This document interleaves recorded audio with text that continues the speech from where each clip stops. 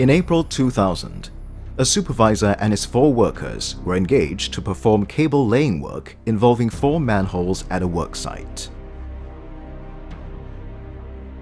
Upon arrival, the workers opened manhole A and proceeded to pump water out.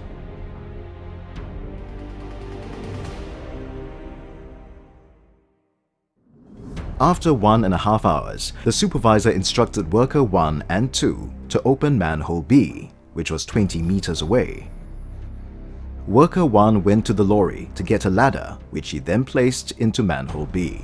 He climbed down the ladder until half his body was inside manhole B. At the same time, worker 4 was inside manhole A, pushing copper cables over to manhole B. After the cable was pulled over from manhole A to B, the supervisor instructed worker 1 and 3 to open manhole C, which was about 40 meters from manhole A. It was now after 6 p.m. and the sky was starting to get dark. Worker 1 went to get a torchlight from the lorry and handed it over to worker 3 as instructed by the supervisor. The supervisor instructed worker 3 to check the number of pipes inside manhole C. The supervisor then left manhole C and headed back to manhole A. Worker 3 checked and confirmed that there were 6 pipes in manhole C. He then went over to manhole A to inform the supervisor. 15 minutes later, worker 1, who was waiting outside manhole C, noticed that a crowd had gathered around manhole A. Worker 1 went over to manhole A and saw 3 of his co-workers lying motionless inside the manhole. He noticed that worker 4 was the furthest away inside the manhole. The supervisor was found lying on top of worker 3. A simple cable laying job resulted in the loss of 3 lives. What went wrong? Lack of ventilation.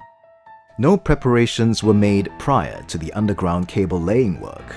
The manholes were only opened on the day of accident. Mechanical ventilation was not used to supply fresh air into the manholes.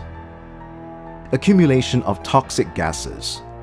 When worker 4 was carrying out work in the manhole, hydrogen sulfide gas was released due to the agitation of water containing sludge. Hydrogen sulfide was allowed to accumulate due to the lack of ventilation after opening and during work in the manhole. No permit for entry. No one had applied for a confined space entry permit, and gas checks were not conducted to determine the level of oxygen, flammable gases, and hydrogen sulfide prior to entering the manhole. Lack of emergency response procedures. The workers entering the manhole were not equipped with a full-body harness and a lifeline, and there was no confined space attendant assigned to keep watch outside the manhole. Lessons learned. Risk assessment. Risk assessment must always be conducted before starting work in a confined space.